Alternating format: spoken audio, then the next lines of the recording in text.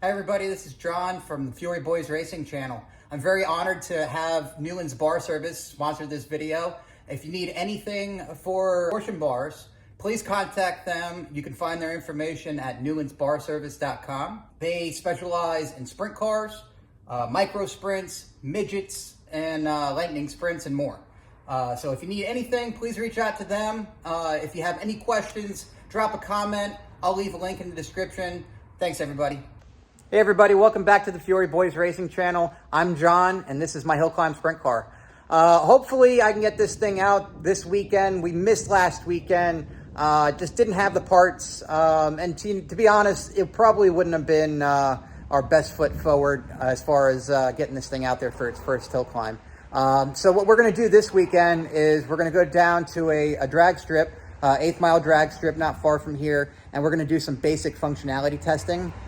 Basically, we just want to make sure it, runs well and it goes in reverse and, just basic stuff. We're not really going to hammer on it down the drag strip, so don't look for any big numbers like that. But we're just basically, like I said, functionality testing. But I have made a lot of progress on the car. I've been kind of taking it for granted and I haven't been showing you guys. So without further ado, I want to take you around the car and show you what I got going on. All right, forgive me if the shop is a little messy. I'm building 2 race cars and running my business out of here. First things first, I did get my tires in and they came really, really quick actually. There was only a couple days. But these suckers are massive. I mean, they are gigantic. They may actually be too much tire. We'll have to cross that bridge down the road and see if it is or isn't. It's the whole great thing about this deal is finding all that stuff out. So looking forward to doing all that stuff. But anyway, these are pavement sprint car right rear tires. So they have a stiffer sidewall than a dirt tire like that. And they have a little bit smaller diameter. But they, as you can see, they are plenty wide. I put them against these left rears on these dirt tires, and you can see how much wider they are. Once the wheels get in, we'll mount those up, and we'll be able to roll. I've only had it kind of push around, roll ready with these dirt tires, so we'll be able to drive it actually with these. So these wheels had these bead locks, and these bead locks run into the brakes on the rear, so that's why we couldn't really run with those at all. But anyway, as you can see, there's quite a bit done. I guess we'll start from the front. So we had a problem last time, I said, about having clearance issues with this tire and this. And so what I figured out is that M&W's version of this S-bend torsion arm is flat on this side. So all we did was flip it over and it's going to work great. That side we'll probably swap out for the same brand because that side is a little thicker, so the spring rates will change most likely. So we want to make sure that we have consistency across the board. But right now it's not that huge of a deal. When we go to our first hill climb, it may be a bigger deal. So moving back here, I found this.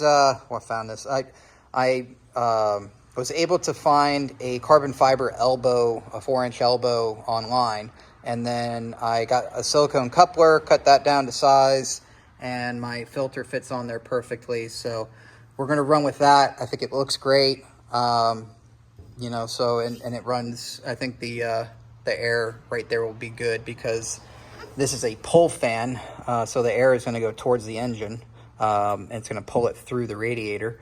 And so that's actually going to be blowing cool air right onto the filter. So that's my theory, and I'm sticking to it. Anyway, moving on here. I'm not sure if I showed you guys these before, but this is all capped off, the whole motor plate.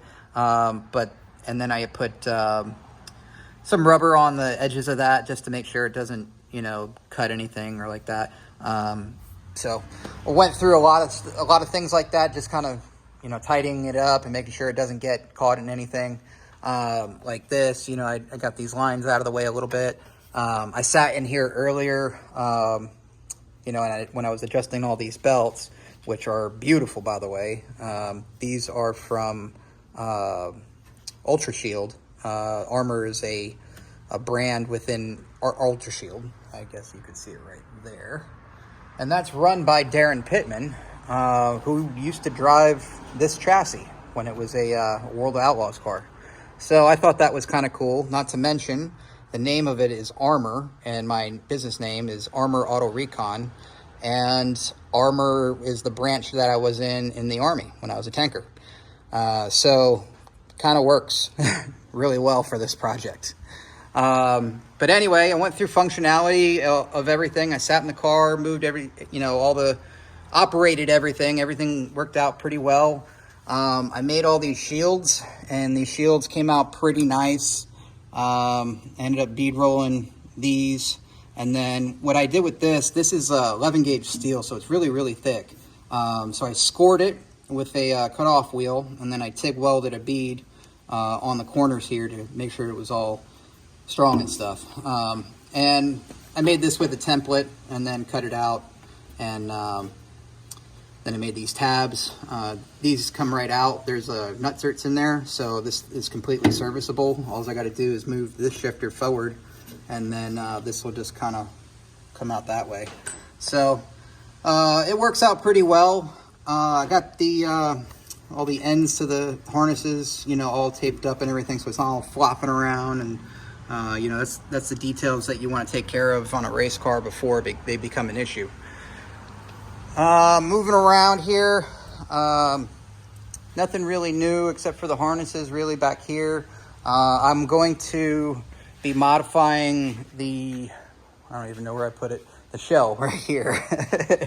I'm going to be modifying the shell, and I'm going to drill out these holes here so that I could put a bolt all the way through them, and then that will be the pivot points for when this opens up, when you need to fill up the fuel cell or work on the pump or anything like that.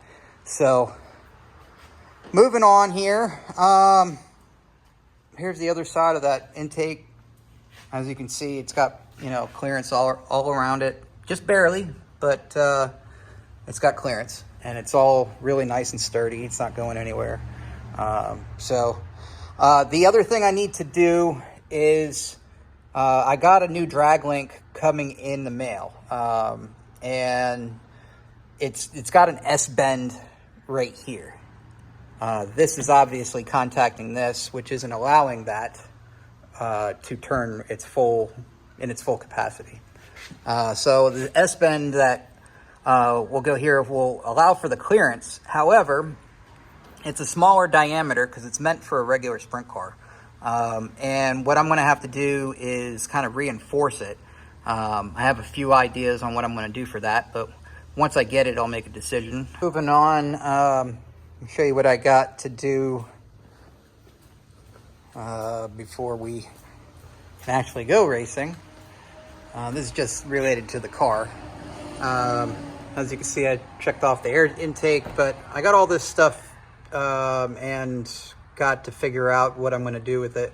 Some of these might not happen before this weekend. Like this one might not happen,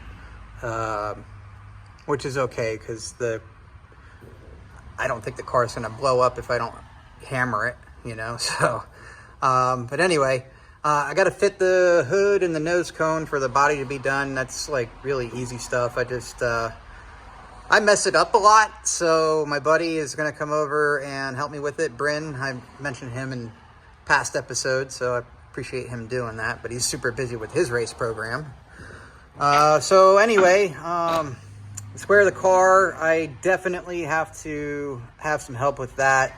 That is a very precise process, and there are things that I'm still not well versed on.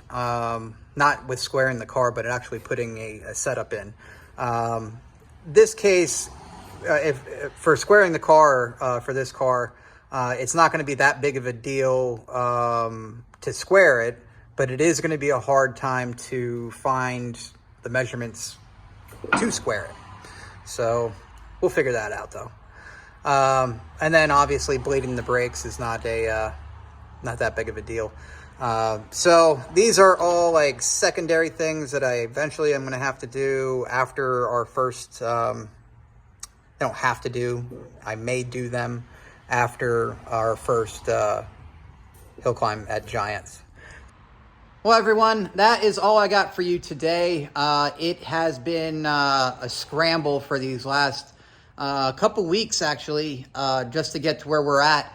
So hopefully we can make that that test session this weekend. I think we're good to go. My truck and trailer are ready to go. The race car is pretty much ready to go.